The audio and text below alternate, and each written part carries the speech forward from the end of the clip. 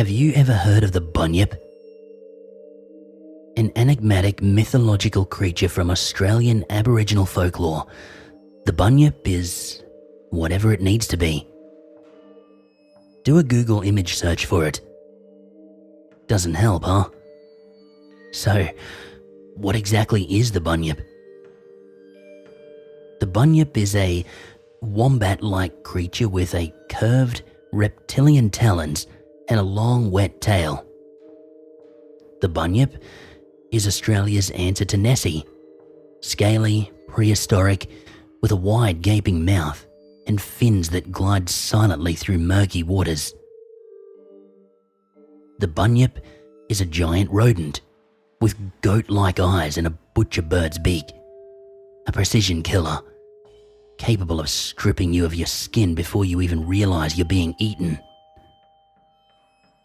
The Bunyip is a yowie, a large, violent humanoid. The extreme variation in the Bunyip's appearance is largely blamed on the lifestyles of pre-colonisation Indigenous Australians. Scattered, nomadic, with several hundred tribes and several hundred languages. It was no surprise that things were lost in translation. And yet, the Bunyip appears in Indigenous Australian mythologies all over the continent. Notably, one thing remains consistent. Do not wade into the billabongs, the waterholes, the creeks, and the rivers at night. That is where the Bunyip waits. For thousands of years, Australian parents, from prehistoric Aboriginals to 21st century Euromutts, have been retelling the tale of the Bunyip to scare children away from playing in the water alone. That was what my father thought when he told me. Dad's version of the Bunyip was another warped take on an Australian marsupial. He spoke of a reanimated kangaroo corpse, slimy with algae and matted black fur, and in possession of a pair of hook-like fangs. This particular Bunyip lived in the dam near the donga at the mines, which is why I wasn't allowed to go anywhere near the dam at night. Dad was an opal miner. He and Mum divorced when I was a spry 6-month-old, and I'd spent every summer break languishing in the red dustscapes of Quilpie, an isolated Queensland mining town with a roaring population of 400. An hour out from that, Dad operated a small open-cut mine. We would always spend a week or two at that mine. My days there consisted of poking through the red earth in hopes of finding a giant chunk of boulder opal, feeding a backpack full of batteries into my Game Boy, or scouting for wild dog bait. Not many people worked at the mine. My dad, a handful of his mates, and the occasional backpacker who wandered through. The summer of 1998 was the last summer I spent at Dad's mine. I was 11 years old. Like every year before it, 1998's summer was brutal, unforgiving, and demanding. It beat you to the ground with nausea and glare, swallowed you whole, and drowned you in a heavy, wet broil. I was sitting in the shade of a car, watching the excavator tear up helpings of red earth. Reese, the son of one of my dad's mates working at the mine, was messing around on my copy of Pokemon Blue. Reese listened to the Smashing Pumpkins, had a girlfriend called Jennifer, and wore a pair of black Nike Dunks. He was cool. It was crucial that he found me tolerable. I was straining to not acknowledge Reese's defeat at the hands of a level 26 Geodude, so I didn't notice when the excavator's engine abruptly cut out mid-dig. I did notice, however, when Dad let loose a scream that rang across the shallow mine. The reason for the halt in operations was immediately clear. Tangled in the teeth of the excavator bucket were bones. Yellowed, brittle, but almost inarguably human. Dad scooped up a piece of the crushed skull. "It's another bloody one," he said, holding the fragment up to the light. "Whoa," said Reese. "Is that a person?" "Yep." Dad spat at the ground and then waved at the excavator driver. "Want to play gravedigger, Mike?" "Do we call the police?" I asked. The bones, splintered in the bucket and the freshly exposed earth, hit me with a rush of guilty excitement. I was already thinking of flashing sirens, grim-faced CSI agents, and the surge of primary school fame that I'd get from being traumatized 11-year-old Lachlan Wallace in the national news. "Nope." "Why not?" I asked, indignantly. "They might have been murdered." "Yeah, maybe," Mike said, clambering ungracefully down the excavator chassis. "But we'd be about 2,000 years late." "These are Aboriginal bones, Locke," Dad said, lightly tossing the skull fragment back into the dirt. "Not even the first ones we found." "Do we call an architect then?" Dad laughed. "An archaeologist, Locke?" He shook his head. "No, we don't tell anyone." "Is that allowed?" Reese asked, surprised. Mike shrugged. "If we tell the council, this mine can become culturally significant," he said. "They send some mob out here to poke at the dirt for a few months, decide, yeah, okay, this ground is sacred, your dad loses the lease and we're shit out of luck. We'll rebury him out yonder," Dad said, pointing out a little past the dongers, "with his mate. And don't mention this to Gaz or the lot." I felt uneasy. The situation struck me as mercenary and underhanded. Still, I admired my father, and it was difficult for a child to doubt his parents' actions. Reese and I watched as Dad, Mike, and a couple of others loaded the bones on some blue tarp for transportation. "How do you think he died?" I wondered. "Is this like an Aboriginal graveyard, maybe? Like in that Simpsons episode, where their house is on an Indian burial ground," Reese said, excitedly. "Maybe this place is haunted." "That'd be cool," I agreed. The excavator growled back to life. Dad and two other guys, Jono and Wayne, slowly shuffled the tarp stretcher backwards, careful not to drop any bones. I liked sitting in the mine at night. I would prop myself up in the clay-caked bucket of the excavator, inhaling the heady tones of freshly turned soil. From my concealed perch, I could stare up at the night sky and watch the satellites lazily drift above the earth. I had long ago given up on wishing upon shooting stars. The sky was so brilliant and busy, so clear from the smog and light pollution of my Sydney home, that shooting stars were as remarkable as the endless flies. I liked listening to the sounds of the mine and the scrub surrounding it. The mine was so alone and so outwardly devoid of life that any noise in the dead of night would send a thrill of fear through my body. In the bucket, I was safe. The soft scattering of earth falling from a heaped mound, or the inexplicable crackle of a twig, reinforced the necessity of my shelter. Over the distant, desperate churning of the fan in Dad's donga, I swear that I could even hear the mine. It was so open, so mammoth, that even its silence struck me as deafening. I imagined I could hear a ceaseless, baritone yawn echoing within its shallow depths. It was in this state of hypnotic awareness that I heard the dam stir. I paused.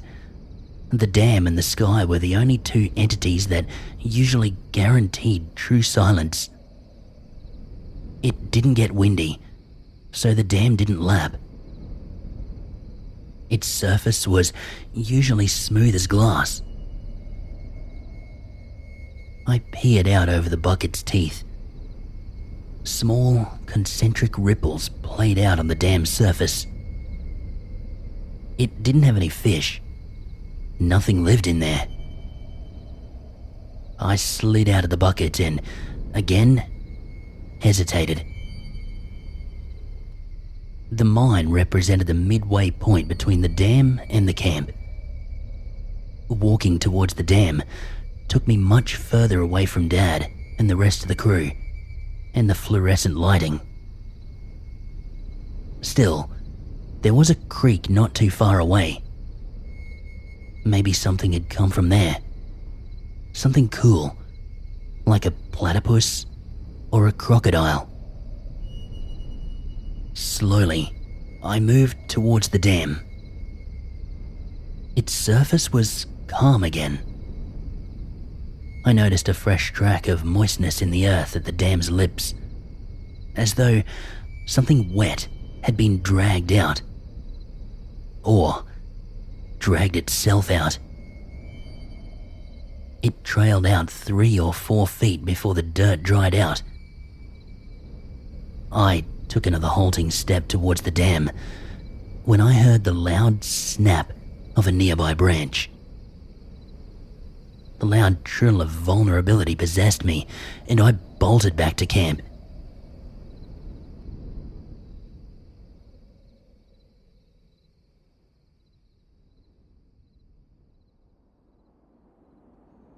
"Who's on big duty?" Dad asked brightly, rolling his morning smoke. "Mike still," Jono replied. "I just had 4 days in a row and he chucked a fit." "Mike's pissed off," Dad said. "So if everyone else is too busy being chivalrous and holding hands, I'll gladly take it." "Why would Mike take off?" Jono furrowed his brow. "Is Ute still here?" The excavator had air conditioning. It was a coveted position, and one you stuck around for if it was your shift. "Wayne's gone back for more gas, so he would have hitched back with him." I wandered over to the deposit trash. Dad always let me sort through the leftover rocks in the hope of finding a piece of overlooked opal. He had promised to let me keep anything I found. A promise that was made, I imagine, under the assumption that I would never find anything. Reese was already there, emptying rock fragments out of his Nikes. "You're up early," I noted. Reese usually didn't join us until midday, which was another of his faithfully teenaged habits, one I occasionally tried to emulate. Reese shrugged. "The fan's on the fritz in our donga. It sounds like a chainsaw. I gave up on sleeping hours ago." Not wanting to seem too eager, I grabbed a stick and idly overturned pieces of rubbish rock. "Your dad's on the excavator today, huh?" I said. "I wish he'd let me on it." "I thought Mike was digging." "Nah, he went back to town with your dad," I said. Reese paused. "But I saw Dad leave this morning. The last thing he did was check in that I was sure I didn't want to come with him. Mike wasn't there." "Maybe he picked Mike up down the road." "Yeah, maybe." I frowned. In any other circumstance, an adult man ditching work was barely worth the energy it took to raise an eyebrow. The outback, though, was lipped with the promise of death at any misstep. The mundane became immediately dangerous. A flat tire, sticking your feet in your boots without checking first, losing your bearings when you duck out for a piss. Rest in peace, Larry. He also could have taken one of the bikes, Reese suggested. There was a small collection of decrepit motorbikes scattered around the mine for general use. Everyone liked riding them. I guess, I said, cheering up. That was almost definitely it.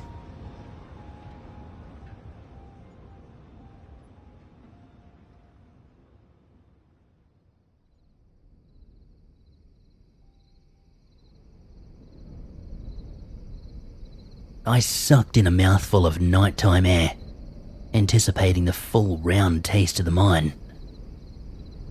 Instead, I recoiled. Rot. The sweet, cloying, immediately recognizable scent of decay. I leapt down from the bucket and looked under it. A dead lizard, maybe? Discarded dog food. But nothing was there. I followed the scent, sniffing like a curious bloodhound.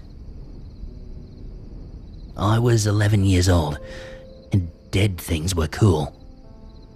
You could poke them with sticks, and sometimes they'd explode.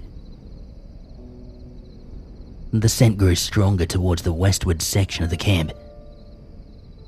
I picked my way through the equipment, chairs and scrap metal framing the corrugated dongers.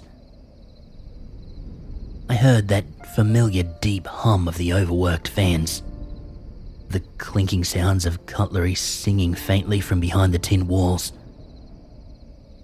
As I cautiously shuffled past the remnants of a burned-out charcoal grill, I noticed the fluorescent light buzzing out of Mike's donger. I hadn't seen him come back. Curious as to why he didn't join the rest of the crew at dinner, I headed towards his cabin. Still, it was hard to ignore that smell. Mike's door was nearly wide open, standing at the bottom of the stairs. I could see him sitting on his bed. "Hey, Mike," I said. Mike turned slightly to face me. It was difficult to see under the white-hued light, but he seemed tired. Like his whole face was tired, drooping slightly. I was faintly reminded of my grandpa after his stroke. "You missed out on digger duty today," I said. He leaned forward, angling his head to see me better. As he did, I saw him better too. He was stretched, like something was grabbing his skin and stretching it down, much further than normal skin should allow. Hanging from his jowls, his forearms, even his hands. I could see the fleshy red part of his eyes, the part you only see when you pull a face, pulling your eyelids down. His lips were stretched, right down to his jaw, revealing an impossible amount of bloody gum. I took a step back. Mike started working his mouth, opening it, closing it, slowly. "Mike, are you Mike stood up, wobbling. He took a hesitant step towards the door, opening and closing his mouth faster. Like a goldfish. Open, close, open, close. Silently. And then rasping breath pouring out of him. A long, unending exhale. All conscious thought had left my mind. My legs carried me as I single-mindedly fled. And then I heard it. His voice.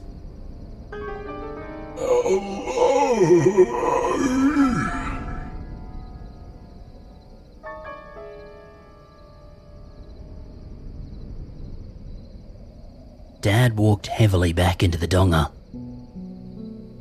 It was the stride he had when he was mad at me, but he couldn't get mad at me because he only saw me once a year and needed to be the fun parent.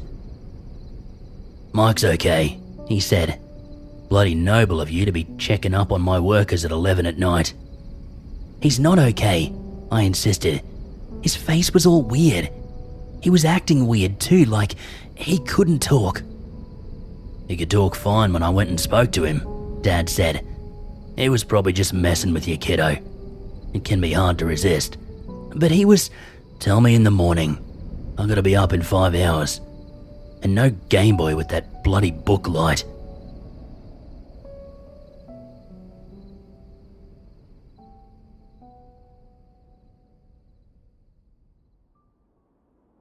I stared at Mike as he worked the digger.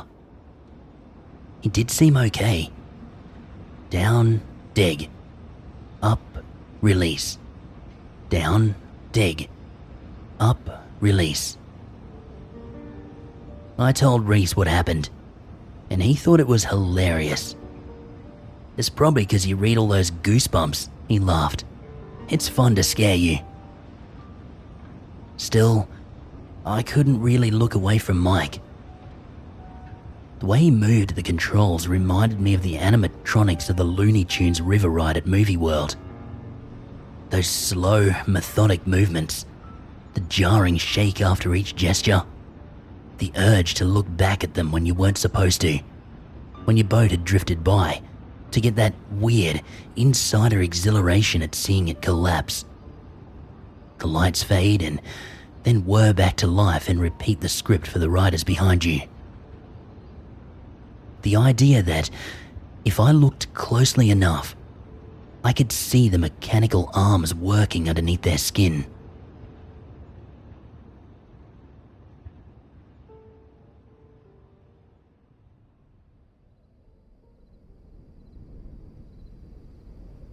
I didn't want to be outside that night. Even the bucket didn't make me feel safe. I stared up at the night sky, counting. I was proving a point. I wasn't easily scared. If I could stay out for another 10 minutes, that would prove it. Then, I could go back inside. I watched a star streak through the sky, and I imagined how loud it would be if it plummeted to the earth. Footsteps. My hair stood up. More footsteps. A familiar, cloying scent, very faint. Again, footsteps. I sat upright, and I saw a figure standing a few feet away. "Dad?" I called out. "Hello," said Mike. Inexplicable tears pricked at my eyes. Still, I tried to keep my voice level. "Hey, Mike," I said. "What's up? Do you want to see something?" I fidgeted. I was actually about to get back. "I need to pee." "It's in the hole." "The hole?" Mike wordlessly pointed to the mine behind me. The gesture was sudden and abrupt, coming to a trembling halt. "Do you mean the mine? It's in the mine?" "Yes." No, I actually really need to take a leak," I said, climbing out of the bucket. "I'm busting." "You'll like it." I paused. In the moonlight, I could just pick up on Mike's expression.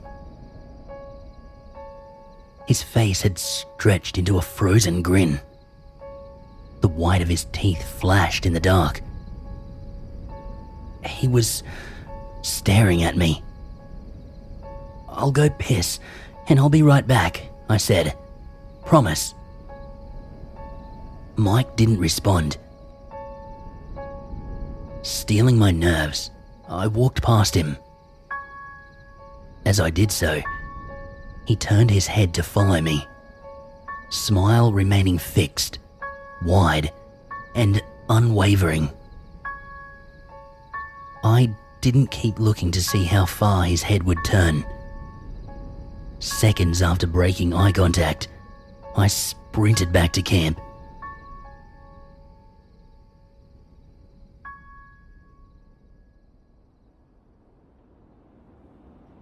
I didn't mention Mike's behavior to Dad.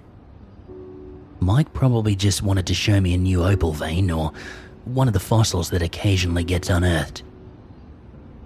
Maybe he was just messing with me. He seemed more fluid today.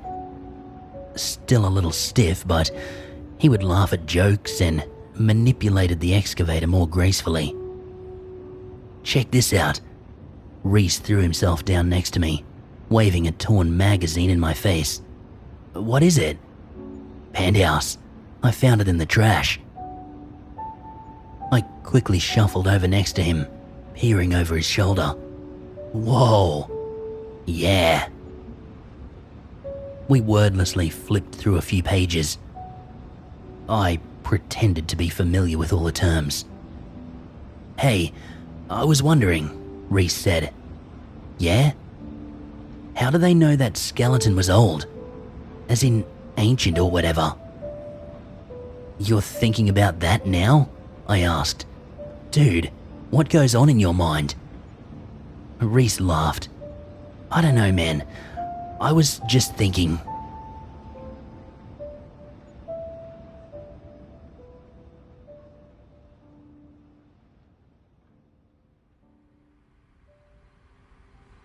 Dad's throaty snore was almost drowned out by the screaming engine of the fan.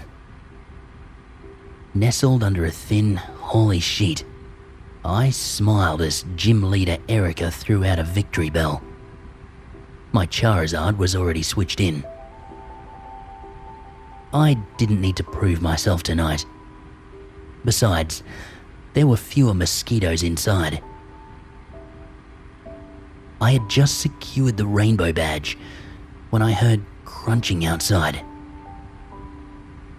I poked my head out of the blankets in time to see Reese walk by the window.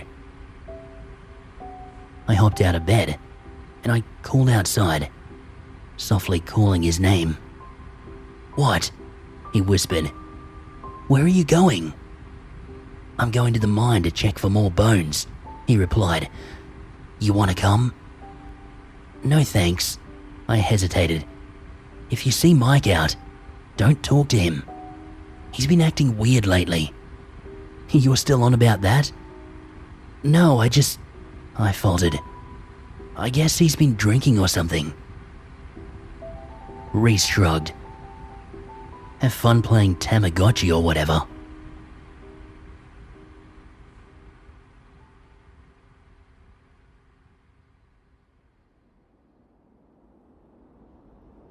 I wrinkled my nose against the midday sun. After cursing out Mike all morning, Dad was filling in as Digger again. "Bloody unreliable," he'd fumed. "Takes off, says nothing.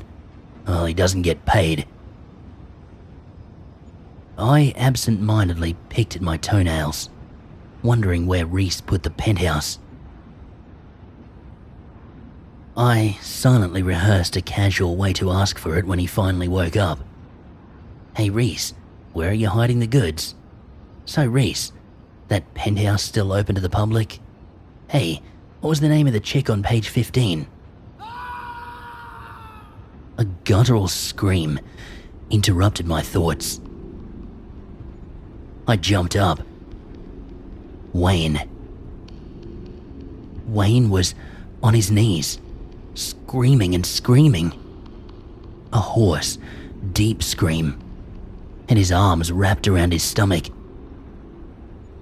I ran to him. Dad jumped out of the excavator without killing it, rushed to me, tried to grab me and turn me away so I couldn't see. It was too late. Long, shredded, loose slivers of flesh dangling from the teeth of the excavator bucket. strings of sinew wrapped around the loose rocks. Lumps of muddied, red meat. Pinkish bones jutting from the soil. Tufts of hair. Bloody viscera glinting in the sunlight. A half-eaten, skinless leg wearing a black Nike dunk.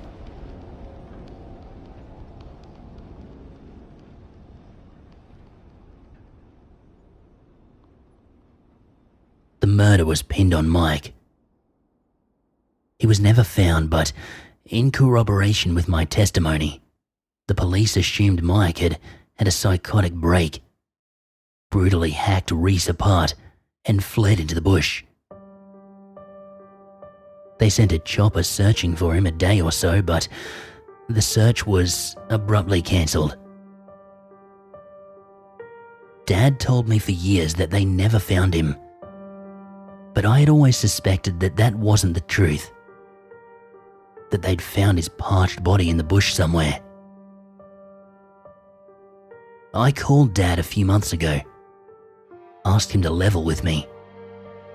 I'm in my late 20s now, I said, so no need to keep up any more comforting charades. I wasn't expecting the truth. As Dad tells it, they had drained the dam the day they sent out the choppers, looking for more remains. Not much of Reese was found in the mine.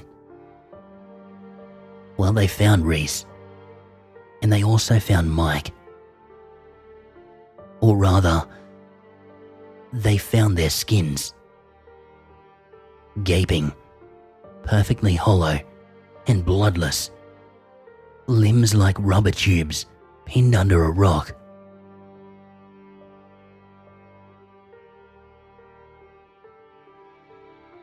The bunyip is usually perceived by modern Australian culture as a comical creature.